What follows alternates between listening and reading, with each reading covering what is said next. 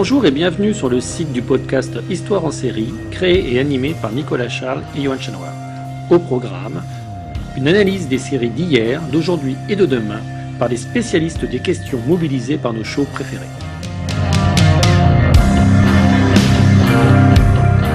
Histoire en série, c'est le podcast qui met en relation histoire, sciences humaines et séries.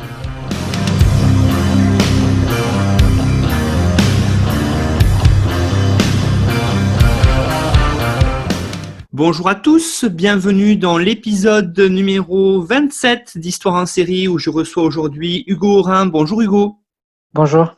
Alors Hugo, vous êtes donc doctorant en histoire sur une thèse qui est intitulée Images et révolutions en mouvement, analyse des représentations historiques de la Révolution française entre 1789 et 1799 dans les images de médias en mouvement, cinéma, télévision et jeux vidéo. Et donc on est bien dans Histoire en série, dans des images en mouvement, Hugo, et je vous ai invité aujourd'hui pour parler non pas directement en tout cas de la Révolution française, mais d'une série, on va dire, un peu plus peut-être moderne, qui s'intitule Mister Robot.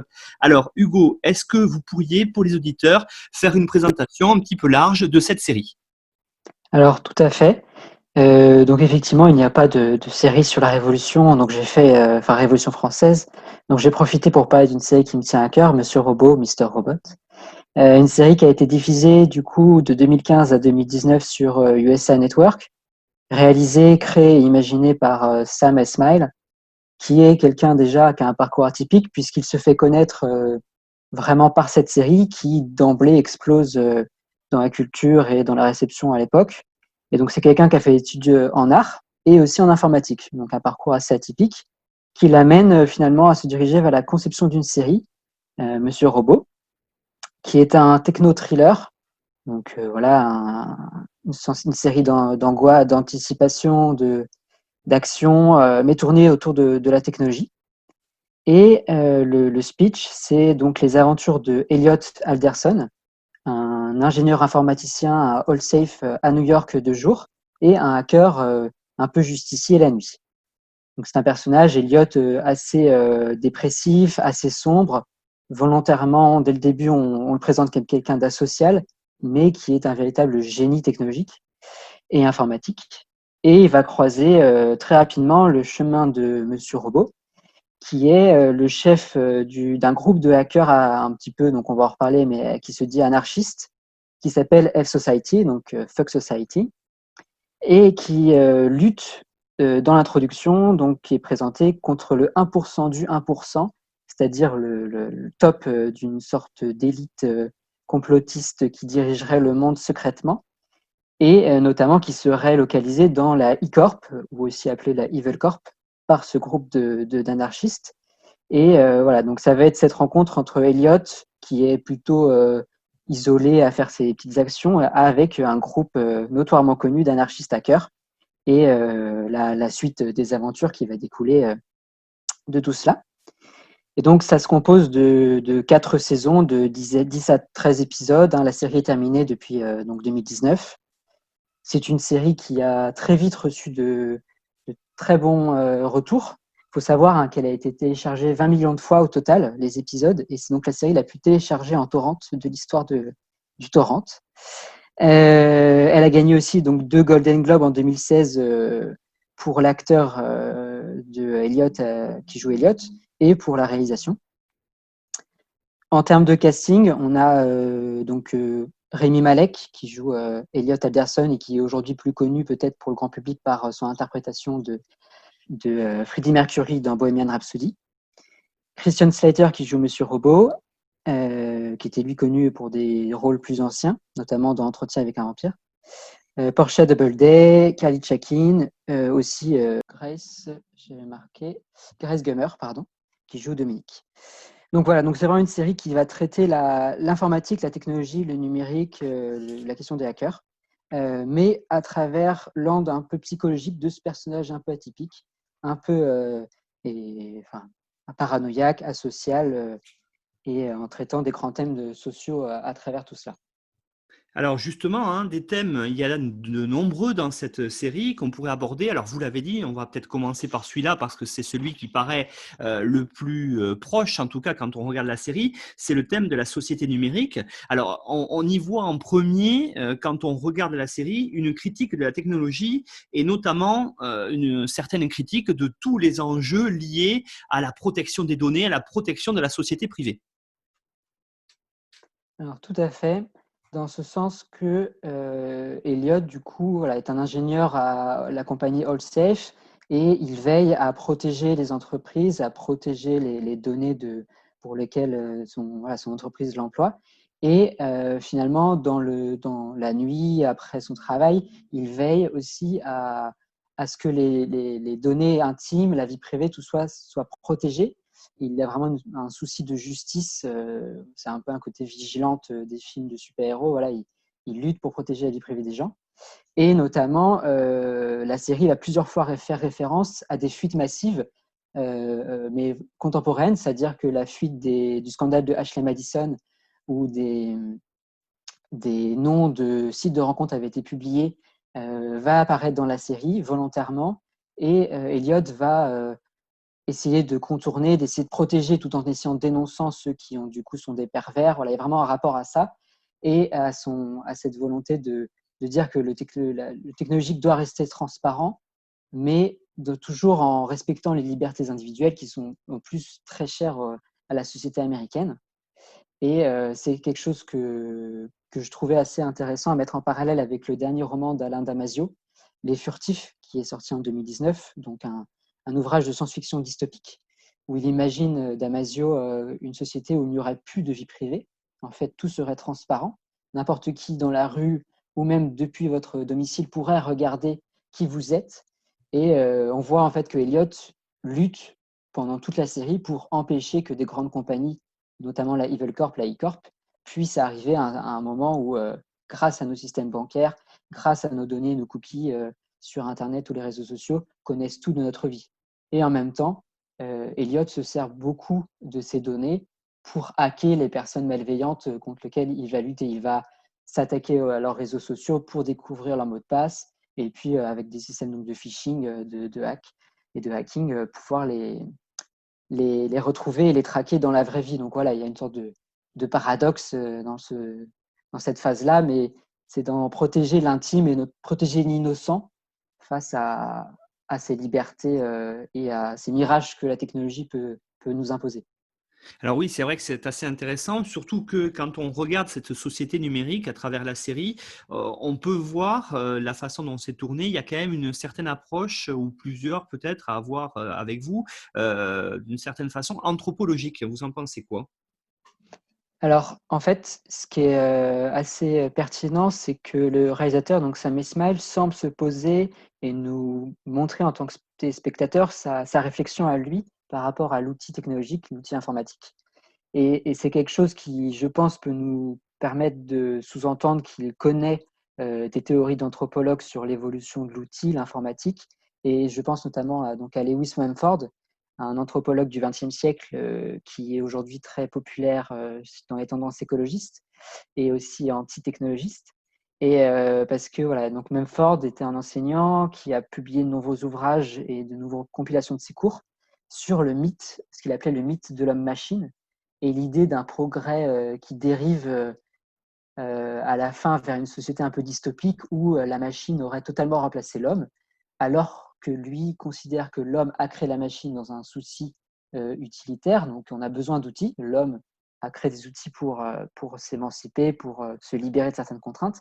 Et même Ford critique au début du XXe siècle et jusqu'à la fin de sa vie le danger de laisser la machine prendre plus ou moins le pouvoir en la laissant se débrider. Toutes les questions d'intelligence artificielle notamment aujourd'hui. Et en fait, Monsieur Robot, c'est un peu ça aussi, c'est jusqu'à quel moment on réussit à contrôler encore l'outil informatique. Et les hackers qu'il va rencontrer sont justement en fait les derniers maîtres de ces outils-là, tandis qu'il y a de plus en plus de volonté à laisser les outils technologiques prendre une certaine liberté dans nos vies, nous proposer des raccourcis pour qu'on aille plus vite, nous proposer de gérer nos emplois du temps, nos comptes bancaires, etc. Et à quel moment on sera plus capable d'en sortir. Et ce qu'on retrouve aussi dans Damasio et qui est finalement voilà, quelque chose que les anthropologues étudient depuis longtemps, depuis l'outil, le silex, hein, jusqu'à l'ordinateur qui ne serait qu'une forme évolutive de tous les outils que l'humanité aurait créés. Alors justement, ce qui est aussi intéressant, qui peut être parfois d'ailleurs désarçonnant pour certains qui regardent cette série, c'est les rapports entre le numérique et le capitalisme qu'on voit en permanence dans la série. Alors effectivement, on parle de choses qui sont virtuelles, notamment bien sûr de crypto-monnaies, de bitcoin, de finances. Voilà, on ne voit jamais d'argent, j'allais dire, en tout cas réel. Ce n'est que du virtuel, que du numérique. Alors qu'est-ce qu'il en est dans la série? Comment ça se passe? Et c'est vrai que peut-être ça peut pour certains qui ne seraient pas habitués, tout ce vocabulaire-là peut un petit peu désarçonner au départ. Alors effectivement, c'est une série qui désarçonne pas mal, qui prend les téléspectateurs pour un public intelligent, et c'est aussi toujours un peu les critiques qu'on peut faire à ce genre de série, c'est-à-dire voilà, il y a un niveau d'exigence assez particulier. Après, c'est un parti pris intéressant, je pense, et toute la série tourne autour de ce rapport à la société de consommation, aux grandes entreprises, aux multinationales, au capitalisme, puisque Elliot se bat finalement pendant toute la série contre la I-Corp et contre le capitalisme en général. C'est 1% des 1%. Et donc, il y a tout un langage technologique, financier très pointu, hein. Effectivement, il y a la question du Bitcoin.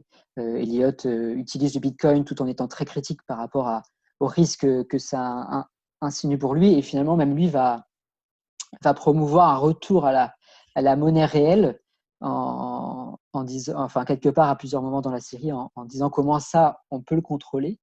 C'est pas des transferts de données au gigabit ultra rapide à la seconde, enfin la milliseconde. Et donc, il y a vraiment voilà, un langage très complexe. Et même moi, j'ai dû plusieurs fois, quand je regardais les épisodes, je sais, j'ai dû pas faire pause ou après la fin de l'épisode, me pencher sur des articles un petit peu pointus de finance parce que je me sentais un peu désarçonné. Mais ça fait partie dans ce souci de réel très présent dans la série, hein, de vouloir proposer quelque chose de très complet, de très encyclopédique et de très pointu. Et ensuite, il y a ce rapport au capitalisme pur, notamment parce que ça permet à Elliot d'embrayer vers et du coup, Sam Esmail, le réalisateur de la série, de développer tout un discours anticapitaliste qui est lié à cette ouverture, hein. Le pilote commence vraiment par ça, par une scène dans un bureau où on voit un peu une scène un peu exprès complotiste, ça reprend cette thématique-là. On voit des gens dans un bureau, des ombres noires qui s'affairent on imagine, faire pas mal de business.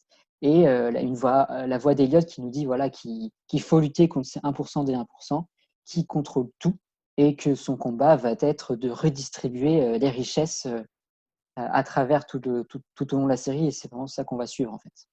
Alors oui, justement, hein, on va voir ce côté militant, on y reviendra peut-être un peu après, mais moi je voulais maintenant vous poser des questions sur cet anticapitalisme que l'on voit tout au long de la série, et justement pour les auditeurs peut-être commencer par présenter qui sont ces 1% des 1% que vous avez déjà plusieurs fois évoqué, et y compris d'ailleurs qu'est-ce que c'est cette E-Corp, cette Evil Corp que vous avez aussi présenté, peut-être remettre ça en perspective pour ensuite pouvoir développer sur l'anticapitalisme. Alors, E-Corp, Sam Esmail, le réalisateur de Monsieur Robot, nous donne pas mal d'indices puisqu'il dit qu'il s'est inspiré de la société Enron qui a fait faillite en fait lors des subprimes en 2008. Et du coup, donc c'est la E-Corp. Et en fait, le société de hacker Life Society et Elliot s'amusent à appeler la E-Corp la Evil Corp, donc la société démoniaque, hein, l'entreprise du diable, on va dire, et en disant que c'est vraiment le monstre ultime du capitalisme, cette méga firme assez proche de ce que peut être aujourd'hui Google ou je pense à SpaceX avec Elon Musk en ce moment, puisqu'on en parle avec son projet de lancement. Et c'est vraiment ces Google, ces grosses boîtes, Microsoft, Apple, qui condensent énormément de richesses et de pouvoir technologique, et qui sont en train en fait de dépasser des capacités étatiques en étant des formes d'État virtuelles.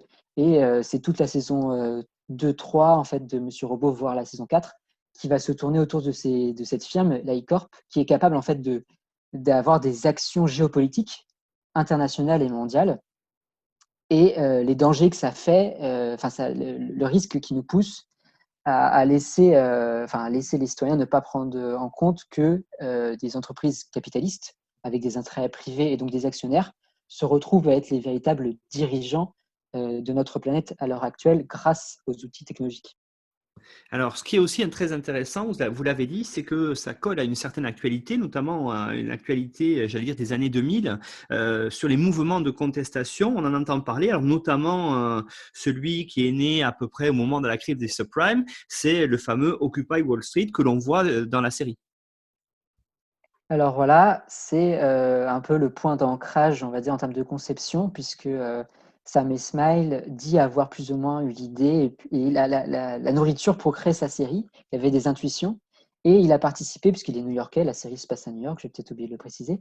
Et du coup, il a participé au mouvement d'Occupy Wall Street, étant étudiant à l'époque en informatique. Et on le sent forcément assez rapidement à travers la série que lui-même semble partager des positions un petit peu anticapitalistes. Et il a vu et expérimenté, on va dire, des formes de révolte aux États-Unis contre ce système débridé, libéral de l'économie de marché. Et Tout Monsieur Robot est un peu une société, enfin le récit de Monsieur Robot est situé toujours dans un réel, un présent, un petit peu hybride, où on sait qu'on est dans notre futur, on va dire, peut-être dans 2-3 ans. Et en même temps, des fois, il y a toujours des petits éléments de fiction, comme une sorte de réalité parallèle. Et il va faire des références par des archives réelles à Occupy Wall Street, à la crise des subprimes. Elliot en parle, les autres personnages parlent des subprimes, ils vont parler d'Occupy Wall Street. Et ça va permettre de donner une sorte de trame de fond en disant, voilà, on est dans un personnage qui a vécu ces événements-là à travers la figure du réalisateur et à travers ce personnage d'Eliott. Et donc, on se dit, voilà, on est dans un mouvement potentiellement possible où on aura une société de hackers dans 2-3 ans aux États-Unis qui se dit, maintenant, on passe à l'action et on va redistribuer les richesses par des outils de hacking, en fait. Alors oui, justement, quand on regarde la série, on voit qu'il y a aussi une gradation, une évolution un petit peu des préoccupations selon les 4 saisons. Alors est-ce que vous pourriez peut-être, sans tout spoiler, revenir dessus et voir comment justement le personnage principal évolue dans sa façon de faire et dans sa façon, j'allais dire, de lutter contre le capitalisme? Alors effectivement, la saison 1 va vraiment s'axer, dès le début, c'est présenté comme ça, va s'axer sur la question des dettes américaines qui n'ont pas disparu après les subprimes et qui en fait se sont aggravées. Et donc, la société américaine, on le connaît aujourd'hui un peu plus, et notamment basé sur des prêts assez massifs et beaucoup d'étudiants pour faire des études ou par souci de santé ou par volonté immobilière, sans dette assez massivement et passent en fait leur vie à rembourser cette dette, ce qui les place dans une précarité assez forte toute leur vie, une pression même, on va dire, enfin une pression réellement physique, puisque le personnage d'Eliot a justement un père qui est victime de ces pressions financières pour avoir monté son entreprise. Et donc, toute cette saison 1 est axée autour de ces dettes que Elliot veut effacer. C'est vraiment l'objectif de la saison 1. Il va rencontrer du coup la High Society qui a les mêmes objectifs. Et on sait que Sam Esmail le dit dans les interviews, le réalisateur, que lui-même avait un prêt étudiant à rembourser et que l'idée lui est venue à un moment de se dire, bah, tiens, si j'imaginais que j'annulais mon prêt et que d'un coup une société de hackers annulait les prêts de tout le monde, qu'est-ce qui se passerait? Et donc de la saison 2 à la saison 4, c'est les conséquences possibles. Et voilà, si on imaginait s'ils parvenaient à leurs objectifs, et ça va aller à une étape supérieure avec les conséquences qui ont des retombées en fait planétaires forcément, puisqu'on est dans un système financier mondialisé. Et donc voilà, on embraye sur des enjeux plus géopolitiques et tout un débat après sur anti-mondialisation, altermondialisme et sinon mondialisation totalement débridée, plus ou moins telle que Elliot la conçoit aujourd'hui. Et voilà, malgré les critiques, voilà, le personnage considère qu'on est dans une mondialisation totalement débridée, sans limite, et lui veut soit rajouter du contrôle dans cette mondialisation, soit carrément en fait mettre fin à cette mondialisation pour arriver à une société beaucoup plus juste et beaucoup plus égalitaire. Alors oui, justement, j'allais y venir avec ma prochaine question. On est à la fin des années 2010 quand cette série commence à sortir, et c'est une série qui parle du monde actuel et qui justement met en avant des théories qui sont des théories, on va dire peut-être plutôt du XXe siècle, les théories marxistes. Voilà, alors là, c'est quelque chose qui peut paraître un peu surprenant, mais aussi très intéressant. On pourra en parler plus précisément par la suite, mais c'est cette question de la redistribution des richesses qui, pour les chercheurs, ou enfin, toutes les personnes, les enseignants, sciences sociales, qui peut du coup paraître totalement revue, mais il y a vraiment une idéologie marxiste très présente, surtout dans la saison 1, et qui revient en fait à la saison 4, qui est cette question de la redistribution des richesses.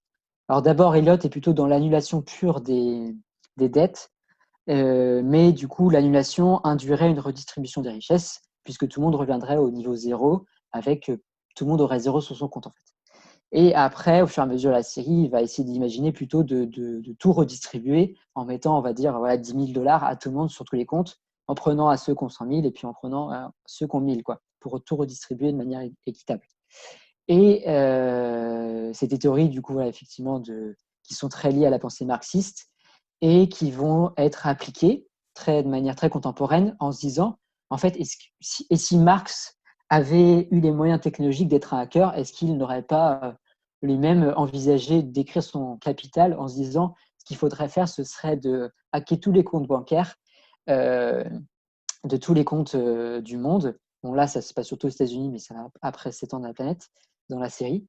Et en se disant, en axant tout ça autour d'une sorte de forme de révolte et à tous ces enjeux de comment est-ce qu'on met en place une telle révolution financière, un tel bouleversement économique, et quelles vont être les conséquences dans le pays du libéralisme, c'est-à-dire les États-Unis.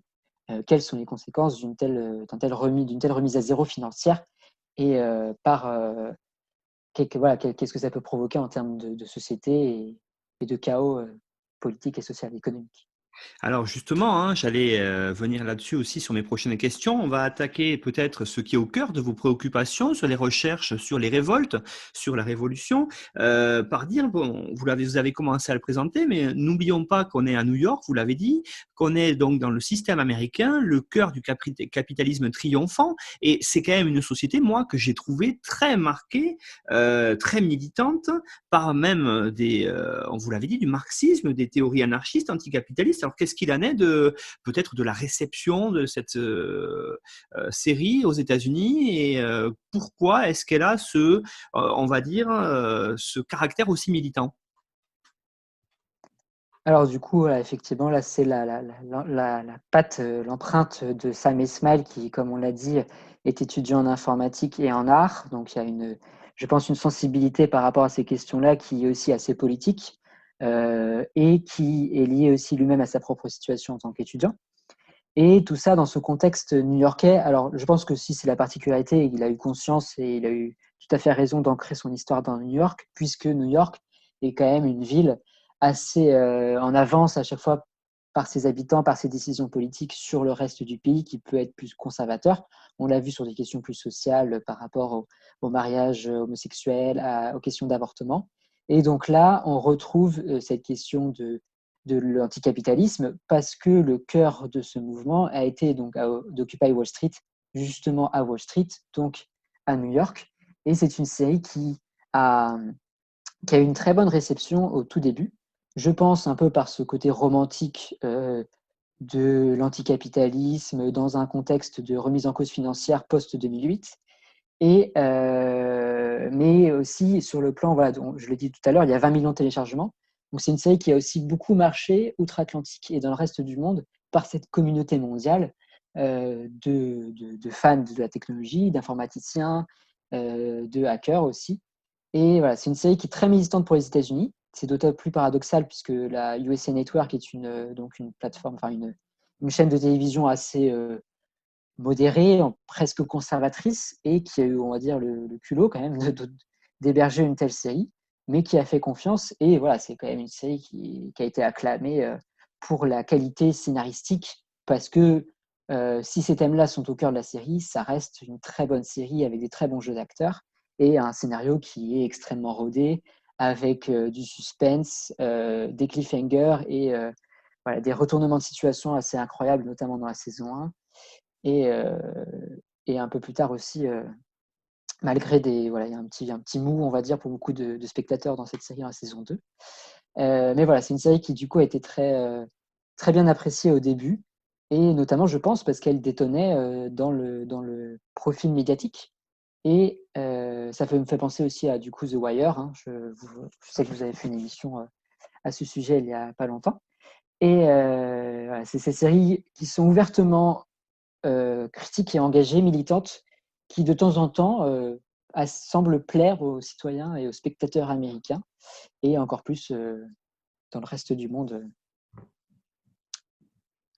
Alors justement, ça serait peut-être le moment aussi de parler du personnage principal, de son activité, qui est une activité quand même assez spécifique, peut-être pas connue, ou en tout cas pas très bien connue de tout le monde, qui est l'activisme. Alors justement, c'est quoi être un hacker? Et peut-être présentez-nous, est-ce qu'il y a eu d'autres grands rôles de hacker au cinéma notamment?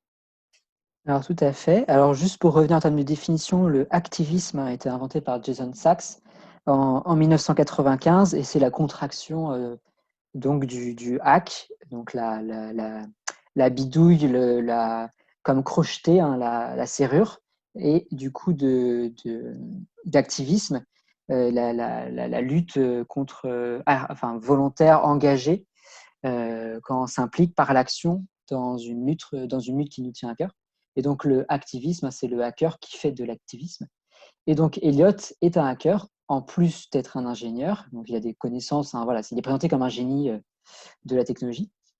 Et il va faire en fait une forme de terrorisme numérique dans sa volonté de s'attaquer à des institutions. Effectivement, il va mettre en péril des entreprises, et des entreprises qu'il considère mauvaises. Donc pour lui, ce n'est pas forcément mal, puisqu'il va redistribuer des richesses, mais ça reste d'un point de vue neutre, hein, du terrorisme, puisqu'il va dans plusieurs, tout au long des saisons, il va commencer à faire des projets d'envergure assez catastrophiques pour ces entreprises.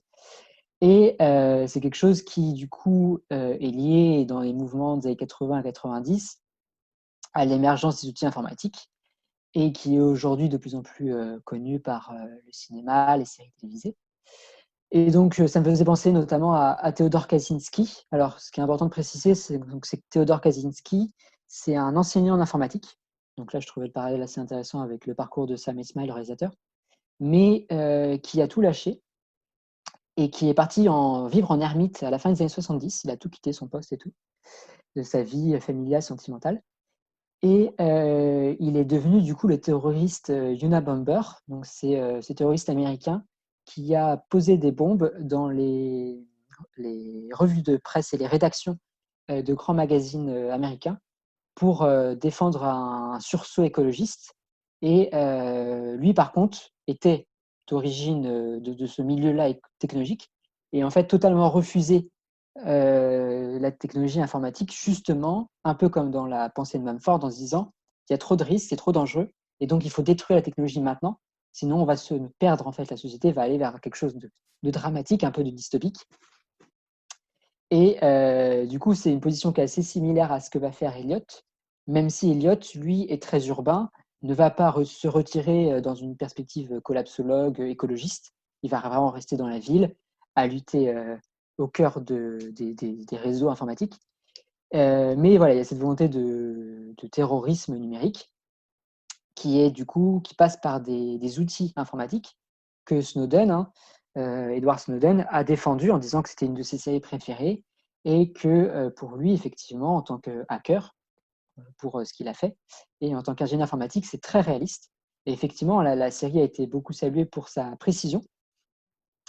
Elle a plutôt été critiquée par un autre hacker, Ian Reynolds, pour le côté un peu asocial, qui est effectivement un peu caricatural. Elliot est alors c'est pas un autiste, mais il y a un peu cette vision romantique de l'autiste qu'on voit aussi dans Imitation Game avec le personnage de Ian Turing, dans le film notamment, du génie informatique qui est asocial, qui est du coup incapable de communiquer avec ses pairs et qui parle que par le langage informatique. Donc, ce qui est un peu une exagération de ce que peut être un autiste. Et voilà, c'est quelqu'un qui a des pathologies quand même beaucoup plus lourdes en réalité, mais ça va avec l'image du génie, et qu'on retrouve au cinéma et dans les séries. Donc, je pense avec le film de Hackers en 1995 de Yann Softley, où il y a notamment une jeune Angelina Jolie. Et en fait, là, on a des hackers à la fin des années 90 qui claviotent, enfin qui tapotent sur leur clavier les yeux fermés, qui font péter 3 bâtiments en même temps. Alors que, voilà, Monsieur Robot, eux, dans la série, ils insistent vraiment sur les processus, des vraies techniques possibles. Ou alors, même en 2015, il y a Malcolm Mann, donc c'est il y a 5 ans, qui fait un film qui s'appelle aussi Hacker, avec l'acteur de Thor, et qui est encore dans ce délire de croire que en passant à côté avec un téléphone, on peut faire sauter tout un complexe et voler les comptes de tout le monde. Donc là, voilà, c'est des dérives un petit peu fictives et fictionnelles qui alimentent cette passion de croire que les hackers peuvent rentrer chez vous juste en en vous touchant le bras et en volant toutes vos données. Et Monsieur Robot et du coup Sam Esmail s'est entouré de hackers. Il a fait tout un travail de recherche pour montrer ce que c'était vraiment le hacker. Euh, et à la limite, voilà, la vraie reproche qu'on peut lui faire, c'est ce côté un peu asocial qui est un peu caricatural. Mais il en a conscience puisqu'il va lui-même va donner des indices en fait en faisant référence à d'autres éléments de cette culture geek et cette culture médiatique en fait du hacker. Alors, il y a quand même quelque chose de très intéressant quand on regarde cette série-là, qui pourrait faire des parallèles avec une autre série qui veut aussi peut-être faire passer un certain message anti-système ou anticapitaliste aussi. Je pense à la Casa de Papel notamment, et peut-être à d'autres mouvements aussi de révolte de hackers justement. C'est le masque, ce fameux masque de la F-Society. Alors, qu'est-ce que vous pourriez dire, Hugo, là-dessus? Alors effectivement, je n'avais pas forcément fait le lien avec la Casa de Papel, mais tout à fait. Euh, et en fait, voilà, donc la F-Society, donc le collectif de hackers dans la série Monsieur Robot, porte un masque qui est en fait le masque de Guy Fawkes, qui est le masque des Anonymous. Donc, pour revenir un petit peu à l'origine de ce masque, c'est le masque qui a été dessiné par Alan Moore dans la BD V pour Vendetta, qui est du coup une série une suite de bandes dessinées qui est apparue dans les années 80. C'est sorti plusieurs tomes dans les années 80. Et du coup, qui est inspiré, qui raconte l'histoire d'un justicier anarchiste qui va vouloir, dans une société dystopique, dans une Angleterre dystopique qui a sombré dans la dictature, qui va vouloir rendre la liberté à ses citoyens et qui va du coup se doter d'un masque, alors pour des raisons que je ne vais pas spoiler pour les gens qui n'auraient pas lu la BD ou qui n'auraient pas vu le film. J'encourage les gens à le faire, parce que c'est quand même. La BD est un chef-d'œuvre, hein, pour le coup, le film a des défauts, mais ça reste quand même deux objets à voir. Et donc le personnage de V, donc ce personnage dans la bande dessinée, le film, porte un masque que Alan Moore a repris en fait du personnage de Guy Fawkes, qui est ce personnage historique qui, en Angleterre au XVIe siècle, a voulu faire sauter le Parlement britannique. Et c'est la motivation du personnage de V dans la BD d'Alan Moore. Et donc ce masque a été notamment rendu populaire par les Anonymous, ce mouvement de hackers anonymes qui s'est rendu célèbre pour diverses fuites. Ils ont lâché des données, notamment sur les réseaux sociaux, quant à la pédophilie notamment. Et donc Alan Moore crée ce masque. Ce masque est repris par les Anonymous, notamment après le visionnage du film V pour Vendetta. Et Sam Esmail reprend ce masque qu'il modifie un petit peu. Mais tout le monde, voilà, personne n'est dupe, hein, comme personne n'est dupe dans la Casa del Papel. Et on comprend voilà, que ça devient un peu la protection et le symbole de l'anonymat, puisque c'est ce qui va définir le hacker, c'est ce terroriste, on va dire, virtuel qui n'a pas de visage. Et ça permet aussi d'avoir cette idée de collectif, puisque c'est un groupe sans visage, mais qui a quand même une matérialité, puisque ce sont des gens en fait qui se cachent derrière ces masques. Et ce qui va aller très bien avec le personnage d'Eliot, puisque lui-même se considère un peu comme un justicier anonyme lorsqu'il fait ses actions la nuit de chez lui, et avec Live Society, qui eux, en fait, sortent des vidéos dans lesquelles ils se mettent en scène, exactement comme dans V pour Vendetta, où ils annoncent leurs futurs méfaits, on va dire, et les actions qu'ils vont faire dans les prochains jours, dans les prochaines minutes, après l'annonce de cette vidéo qu'ils ont diffusée sur tous les écrans possibles et inimaginables du pays et dans le monde entier, quoi. Alors, c'est vrai que c'est quand même quelque chose d'assez important. Il y a aussi une dimension assez violente dans cette série quand on la voit. Alors, vous l'avez dit, pas toujours de la violence physique, mais pas que. C'est vraiment une série où toutes les formes de violence sont traitées parce que dépouiller quelqu'un, c'est aussi un acte violent, par exemple. Donc, on a tout ça à voir. Alors, qu'est-ce qu'il en est dans Monsieur Robot, justement, de cette vision violente de la société capitaliste en priorité? Alors effectivement, la saison commence d'ailleurs sur les chapeaux de roue, la saison 1, parce que on nous présente un Elliot très, très énervé, très en colère en fait, parce que c'est quelqu'un donc par des deuils familiaux, par sa vie personnelle, a été une victime de ce système capitaliste et de cette e-corp. Et donc il a vraiment une colère au début, hein, tout le scénario est construit autour de ces moments de bouillonnement et de violence, surtout psychique au début, et qu'il transfère dans sa lutte et son activisme. Et voilà, il y a vraiment cette volonté au début de faire péter le système, hein, c'est quelque chose qu'il met en avant. Il y a tout un discours très célèbre, qui est connu dans la culture un peu populaire maintenant, qui est devenu un peu, qui est passé à la postérité, où pendant une tirade, un monologue de plusieurs minutes, où il lâche toute sa haine contre la société, un peu un Fox Society qu'on trouve aussi dans Into the Wild, le film de Sean Penn. Et voilà, on voit un parallèle assez intéressant avec Fight Club de David Fincher en 99. Sam Esmail d'ailleurs revendique cet héritage cinématographique, et bon, c'est un livre à la base, mais surtout avec le film, dans cette volonté de tout faire péter un peu, hein. Je ne vais pas spoiler, mais il y a quelque chose en lien avec ça.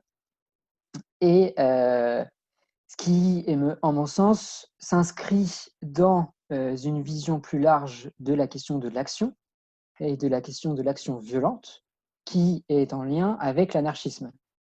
Puisqu'en effet, l'anarchisme, hein, dans son sens de doctrine politique, apparaît véritablement au XIXe siècle, en même temps que le marxisme et que le socialisme. Donc, pour rappel, hein, on a tendance à placer souvent l'anarchisme un peu plus tard, mais en fait, l'anarchisme est un petit peu précurseur du marxisme, puisque Marx s'inspire et écrit au moment où l'anarchisme apparaît. Et du coup, les socialistes véritablement vont se scinder en plusieurs groupes, et notamment en anarchistes qui veulent agir beaucoup plus violemment pour lutter contre les monarchies, pour lutter contre les systèmes économiques qui sont en train d'apparaître avec la révolution industrielle.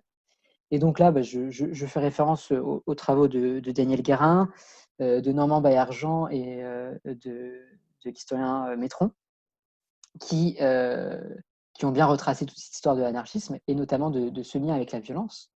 Et on distingue dans l'histoire de l'anarchisme l'idée de propagande par le fait, donc c'est-à-dire d'agir par la violence, donc faire des attentats, faire exploser des bombes. Bon, voilà, en France, Caserio, l'anarchiste italien, a tué Sadi Carnot à la fin du XIXe siècle par une bombe, par un coup de pistolet, pardon, et ces machines infernales qui explosaient dans les rues. Et voilà, c'est ce que pense Elliot dans la saison 1. Il est vraiment dans cette propagande par le fait, il est assez violent. Et en fait, tout au long du reste de la série, il va remettre en cause cette violence qu'il va défendre, puisqu'il va plutôt tendre vers le deuxième mouvement de l'anarchisme, qui est le réformisme, et qui est le mouvement le moins connu, on va dire, quand on pense à l'anarchisme, puisque c'est ce mouvement qui considère qu'il faut changer les choses par un temps long, par des réformes, par un changement structurel et profond de la société, notamment par l'éducation, hein, tout le mouvement libertaire anarchiste de l'éducation, euh, qui va se dire, en fait, la violence n'engendre que de la violence, et donc il faut plutôt passer par un changement de paradigme, faire évoluer les mentalités. Et Elliot va basculer de la propagande par le fait de l'action violente terroriste à une vision plus réformiste au cours des saisons 2, 3 et 4, en fait. Et donc ça va aller en fait avec une vision plus anglo-saxonne de l'anarchisme, parce qu'il y a un rejet de l'action directe, hein. Si on pense à l'histoire des États-Unis, il y a une grosse mouvance anarchiste à la fin du 19e, au début du 20e.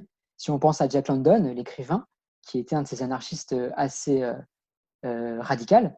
Et en fait, il y a les grèves ouvrières aux États-Unis qui ont été très mal finies. Il y a un bain de sang à Chicago terrible qui va totalement tuer tout mouvement anarchiste, puis qui va aussi tuer tout mouvement communiste marxiste.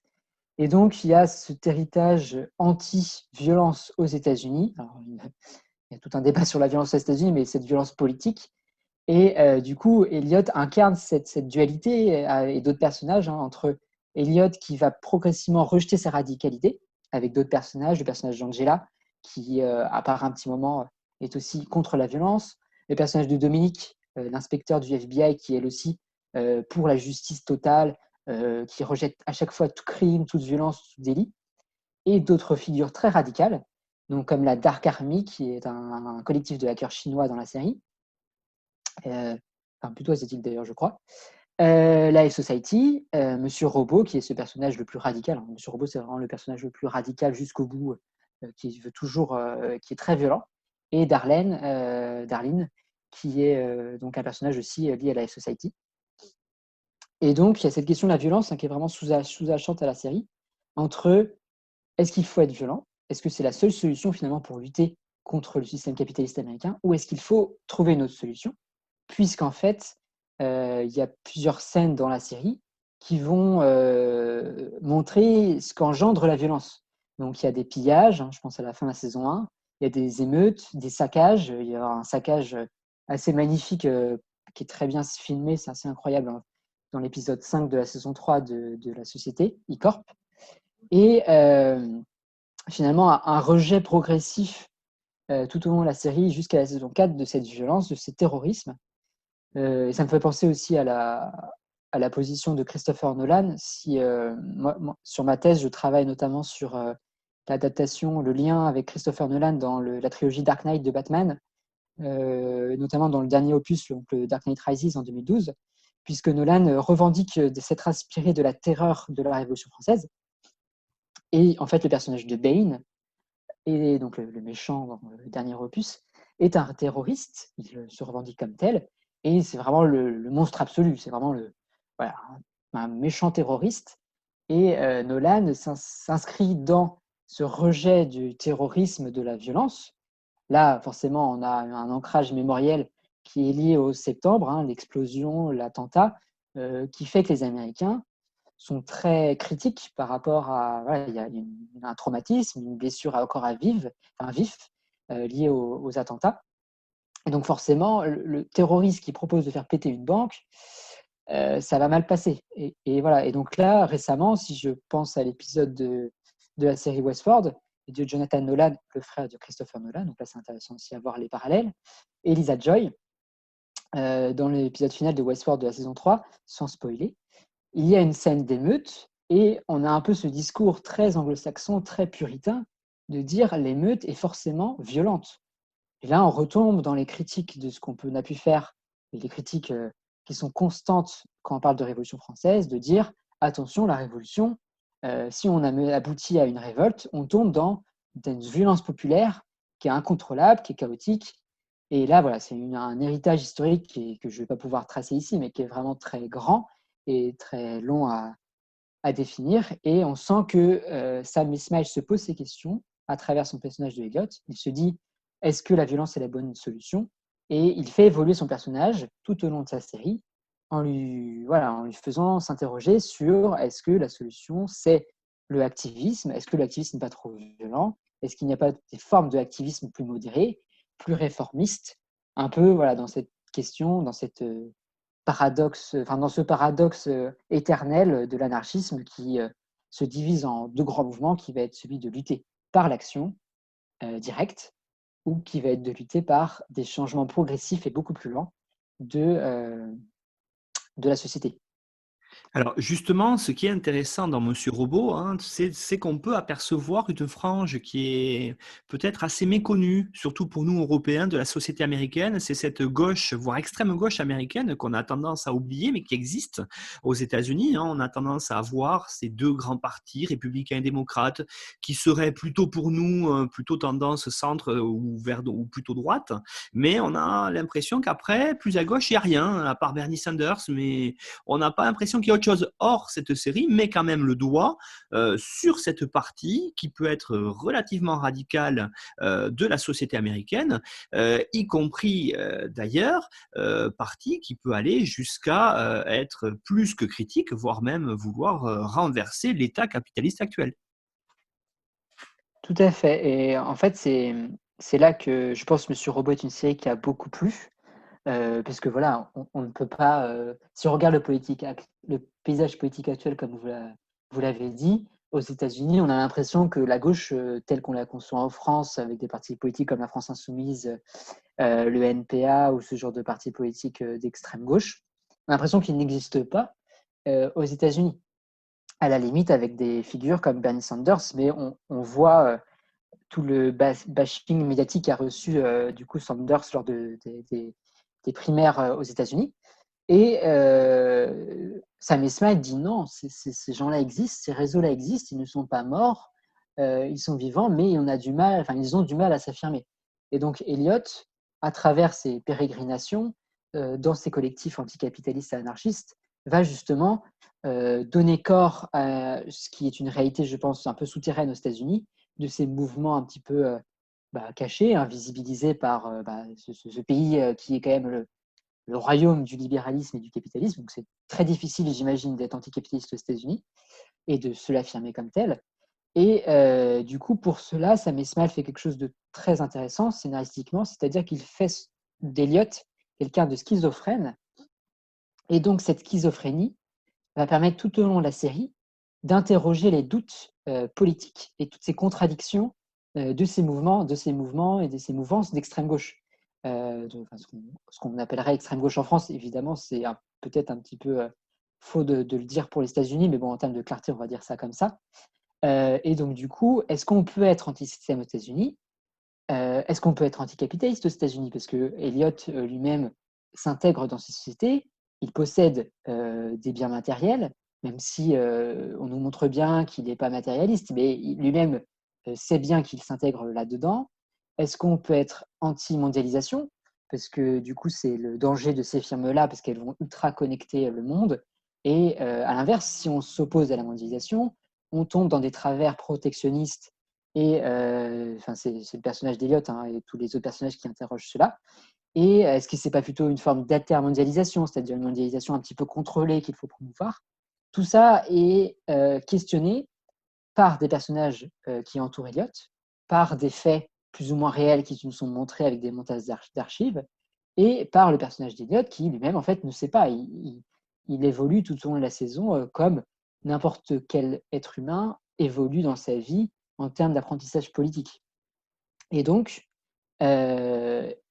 Eliot va progressivement se mettre à rejeter cet extrémisme qui est en lui et que du coup, le réalisateur explique par une forme de colère, en fait, une colère psychique et psychologique. Et donc, en enlevant progressivement cette colère, finalement, cet extrémisme disparaît, s'atténue. Et donc, la question étant, au final, un peu la grande question, on va dire, c'est est-ce que c'est une série anarchiste? C'est vraiment l'enjeu, parce que je fais référence à un article du Courrier international, en fait, c'est une traduction du Guardian dans le Courrier international, qui titrait Monsieur Robot, l'anarchisme squatte les écrans américains. Et donc, il disait, voilà, le retour de l'anarchisme aux États-Unis. Mais finalement, est-ce que c'est une série anarchiste? Parce qu'elle est qualifiée comme telle par de nombreux critiques, mais dans cette même confusion qu'on retrouve dans la bouche de nombreuses personnes médiatiques qui prennent la parole ouvertement dans l'espace public, qui considèrent que l'anarchisme, c'est de tout faire péter. L'anarchisme, c'est le chaos. Alors que, comme je l'ai dit, évoqué plus tôt, et pour ceux qui sont familiers avec le thème, l'anarchisme n'est pas simplement de l'action violente. Au contraire, c'est un débat au sein de l'anarchisme. Et donc, du coup, Eliot est peut-être anarchiste parce qu'au début, il veut passer par l'action directe, mais finalement, il se pose des doutes qui sont les mêmes que ceux que peuvent se poser les anarchistes. Mais voilà, les séries les journalistes qui titrent un peu trop rapidement que Monsieur Robot est une série anarchiste, il faut s'en méfier. puisqu'ils ont dans ce mot-là trop souvent l'idée d'attentat et d'action un petit peu trop violente qui est très caricaturale. Et là, on peut faire le lien avec Alan Moore, donc le créateur de la BD V pour Vendetta, qui lui se revendique anarchiste. Et effectivement, il y a pas mal de preuves maintenant qu'il en est un, puisqu'il a développé les manifestations et qui vont en ce sens. Et je revois notamment à ce très bon documentaire d'Arte en 6 épisodes sur Alan Moore, où l'artiste revient sur sa carrière et notamment sur les Anonymous, puisque les Anonymous sont nés de son œuvre V pour Vendetta. Et en fait, Alan Moore déteste les Anonymous. C'est vraiment quelque chose il a une haine viscérale pour ce collectif, et il le dit très souvent. Et puis c'est un personnage, donc quand il dit sa haine, il le dit de manière très crue. Et du coup, Alan Moore, justement, dit ce ne sont pas des anarchistes, les Anonymous, parce qu'un hacker n'est pas un anarchiste. Lui, il considère qu'un hacker ne peut pas être un anarchiste parce qu'il est dans une perspective un petit peu écologiste de dire, comme Kaczynski et comme Ford, de dire que la technologie est incompatible avec l'anarchisme. Et donc, là, on revient à cette grande question, est-ce que Monsieur Robot, est-ce que la Health Society, est-ce que Elliot peuvent être des anarchistes à partir du moment où ils utilisent les outils de ce système? Et la limite étant, voilà, est-ce que c'est possible d'être un hacker anarchiste finalement? Alors, ce qui est intéressant aussi, Hugo, quand on voit la série et quand on vous écoute, c'est qu'il y a quand même à travers cette série une certaine forme d'autocritique quand même de cette extrême gauche américaine qui, vous l'avez dit, n'est pas très visible. Alors tout à fait, parce que c'est quelque chose qui revient tout au long de la série, en plus de tous ces débats par rapport à l'anarchisme, c'est qu'aux États-Unis, suite à cette histoire violente de répression contre les mouvements d'extrême gauche aux États-Unis, il y a eu une tendance à l'isolation et à l'autonomie, c'est-à-dire qu'il y a eu des mouvements anarchistes qui ont perduré tout au long du XXe siècle aux États-Unis, mais qui se sont isolés en fait. Ils se sont dit, on ne peut pas lutter contre le système américain qui est trop grand, trop puissant. Du coup, la solution, c'est de se retirer dans des communautés. Alors voilà, là, je ne vais pas développer, il y a un milliard d'exemples sur ces communautés autonomistes et isolées aux États-Unis qui se revendiquent de l'extrême gauche. Rien si on pense à Into the Wild, le livre, puis le film, donc inspiré de la véritable vie de Christopher McCandless, ou plus récemment le film de Matt Ross, Captain Fantastic, qui montre une famille qui justement s'est retirée totalement de la société suite à la lecture d'ouvrages d'anarchistes américains comme Noam Chomsky ou au anarchiste Normand Baillargeron, le philosophe québécois. Et donc, ils se disent, on va vivre au fond des bois, dans une cabane, comme l'a fait Théodore Kaczynski d'ailleurs, comme l'a fait Thoreau lors du XIXe siècle, l'instituteur David Thoreau, pardon. Et du coup, Sam Esmail ne prend pas ce parti pris. Au contraire, il fait de Elliot quelqu'un d'ultra-urbain, quelqu'un qui n'est pas dans sa forêt, dans sa petite cabane au fond des bois, mais quelqu'un qui est au cœur de la ville et qui se dit on ne peut plus se retrancher et dire le monde est trop dur, je vais me retirer parce que de toute façon il n'y a pas de solution. Il fait de Elliot quelqu'un qui va aller au front, hein, là, littéralement. Et du coup, ça nous mène à cette idée voilà, de comment est-ce qu'on est anticapitaliste et anarchiste aux États-Unis. Est-ce qu'il n'y a pas d'autre solution que d'être cet ermite écologiste qui est au fin fond des bois? Et en même temps, la réponse est un peu là-dedans, c'est-à-dire que Elliot n'est pas écologiste.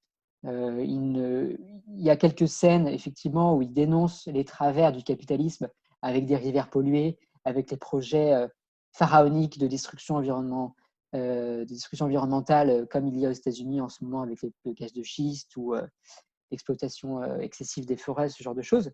Mais ça va s'intégrer dans une démarche plus large de rejet des excès en fait, du capitalisme et de la société de consommation. Il n'est pas écologiste dans ce sens qu'il va rejeter la technologie. Ça, c'est évident. Mais Sam Esmail réussit dans cette série à nous montrer en fait une autre voie possible, tout en critiquant et en faisant lui-même une autocritique de sa pensée, je pense, en montrant au spectateur ses propres interrogations, parce que je pense que avec le personnage d'Eliot et la question de Monsieur Robot. Et je pense que Sam Esmail nous livre un témoignage en disant voilà, je ne sais pas comment faire, j'ai ces idées-là. Est-ce qu'il faudrait un super hacker merveilleux avec une morale incroyable qui veut juste redistribuer les richesses? Ou est-ce que ça, en fait, c'est aussi une illusion? Est-ce que finalement, c'est impossible de lutter contre le système américain sans passer par la violence? Ou est-ce que, en final, en passant par la violence, on va juste recréer un autre système qui est tout aussi violent? Et en fait, c'est ce qui arrive dans les saisons 2, 3, 4. C'est cette idée que en fait, le monstre, l'hydre capitaliste, si on décapite sa tête, de toute façon, il y a 10 autres têtes qui vont pousser. Donc c'est vraiment, un peu en résumé, je peux dire, c'est Monsieur Robot, c'est une série qui interroge, c'est une série qui met des doutes et qui fait revivre, ressurgir toute cette mouvance extrême gauche, anarchiste, anticapitaliste, qui dit à la société américaine nous ne sommes pas que dans le pays du libéralisme, nous sommes un pays critique. C'est pas parce que Donald Trump, et d'ailleurs Donald Trump est visible dans la série à un moment par des images d'archives, c'est pas parce que notre président est Donald Trump que nous sommes un pays capitaliste, quoi qu'il arrive, pour les siècles et les siècles. Enfin, c'est vraiment quelque chose qui est un peu un manifeste témoignage dans Monsieur Robot, c'est de se dire il faut rester critique. Je n'ai pas la réponse, Monsieur Robot n'est pas la réponse, mais en tout cas, ce n'est plus possible, selon Sam Esmail, de considérer qu'on peut juste laisser la machine débridée du capitalisme se dérouler sans jamais être critique et sans jamais désormais remettre en cause ce système qui a donné naissance aux subprimes et qui a mis des milliers de gens aux États-Unis dans une pauvreté et qui a même causé la mort en fait de citoyens américains. Et on voit là que Sam Esmail a été touché et qu'il veut trouver une solution portée par la série, par le discours fictionnel, une possible solution, en tout cas un laboratoire d'imaginaire, un laboratoire d'exploration un peu utopiste et qui là retombe sur la volonté de l'anarchisme d'imaginer un peu d'autres mondes, quoi. Et justement, peut-être pour terminer, pour faire une sorte d'ouverture à la fin de notre propos autour de cette série très très intéressante, plus qu'il n'y paraît, parce qu'elle n'est pas tournée que sur le numérique, que sur le hacking, vous l'avez dit, il y a un vrai message derrière et j'espère que tout au long de cette émission, les auditeurs l'ont compris. Alors, qu'est-ce qu'on pourrait dire aujourd'hui de cette extrême gauche américaine? Vous avez parlé de Trump, on va avoir bientôt, d'ici quelques mois, des échéances aux États-Unis. Elle sera visible? Eh bien, du coup,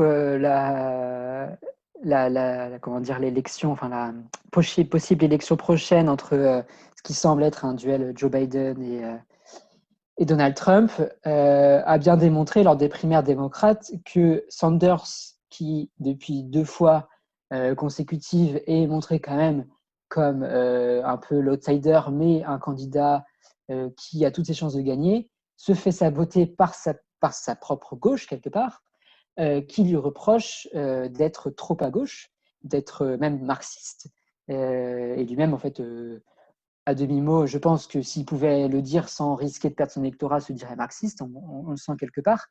Et on voit qu'on a très vite vu dans les plateaux, sur les réseaux sociaux, la peur et le spectre du communisme. Alors là, dans cette confusion populaire de communisme et de marxisme, de croire que les deux sont obligatoirement liés. Et on a vu voilà, que Sanders allait planifier les États-Unis, que c'était un Staline déguisé, enfin ce genre de choses. Et donc, il y a cette impossible victoire, je pense, de Bernie Sanders, malheureusement, en ce sens qu'il ne peut pas être élu aux États-Unis. On le voit. Enfin, là, on a la preuve finalement, parce que là, il était vraiment le favori. Il était vraiment prêt à être élu, investi en tant que candidat démocrate. Et d'un coup, tout se retourne contre lui, alors qu'il a vraiment l'électorat, il a les soutiens. C'est le candidat qui a le plus de soutien financier. Et normalement, c'est ce qui fait l'élection aux États-Unis, selon les indications sociologiques et économiques telles qu'elles sont analysées. Et il est saboté. Donc là, si là, il n'arrive pas à être élu, c'est-à-dire que le chemin pour que l'extrême gauche arrive au pouvoir est long. Par contre, on voit que ces thématiques reviennent beaucoup plus rapidement, je pense, et même à la surprise des démocrates et des républicains, sur le tapis. On voit que la question d'imiter et de brider la mondialisation et le capitalisme financier arrive comme un enjeu électorale plus rapidement que je pense certains le pensaient. Et si un candidat d'extrême gauche n'est pas tout de suite élu, je pense, aux États-Unis dans les prochaines années, et Bernie Sanders, ça m'étonnerait. En tout cas, on voit qu'il y a un resursaut et que les États-Unis vont devoir se pencher sur la question, alors même que c'est le pays du capitalisme, vraiment, c'est le pays du libéralisme. C'est en théorie un paradoxe impossible. Enfin, c'est le principe d'un paradoxe, mais voilà, c'est quelque chose qui est censé être impossible. Avoir un candidat qui critique le capitalisme aux États-Unis, c'est quelque chose c'est cocasse. Et le futur nous le dira, mais voilà, ça revient.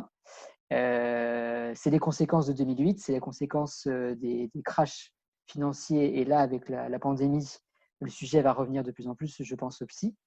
Et donc voilà, Monsieur Robot participe en ce sens à alimenter ces imaginaires, ces questions-là, bien que ce soit finalement qu'une série télévisée, ça alimente, et le succès que la série a connu traduit bien qu'il y a une demande du public américain et que le peuple américain des États-Unis, de l'Amérique du Nord aussi plus largement, se dit que, en tout cas, ce système-là ne semble plus fonctionner tel qu'il est, et qu'il va falloir en tout cas se pencher dessus et peut-être le remettre en cause d'une façon ou d'une autre. Bien, Hugo, on vous remercie. C'est vrai que ce que vous venez de dire en conclusion était extrêmement bien, et c'est aussi le but de ce qu'on se propose de faire avec Johan dans Histoire en série, cette idée de confronter le fait sériel, la réalité, analysée par des personnes qui sont spécialistes de sciences humaines, donc l'histoire, mais aussi géo ou sociaux. Et donc, on arrive comme ça à tirer, je pense, la quintessence des séries, et à voir qu'il y a effectivement, vous l'avez dit, comme on l'aura vu dans l'épisode 26 avec The Wire, avec vous aujourd'hui dans Mister Robot, une certaine critique, en tout cas, de la société, et notamment, pour ces deux séries-là, de la société américaine. Alors Hugo, on rappelle, vous avez, comme les autres intervenants, laissé une importante bibliographie que l'on trouvera sur le site de notre partenaire nonfiction.fr, où toutes les émissions sont comme ceci, résumées, avec une présentation des intervenants et des liens pour les retrouver sur les grands sites de podcast et sur YouTube. Hugo, j'espère qu'on se retrouvera bientôt pour une autre émission. Voilà, en tout cas, je vous remercie pour cet excellent épisode numéro 27 sur Monsieur Robot. À bientôt, Hugo. Merci, au revoir.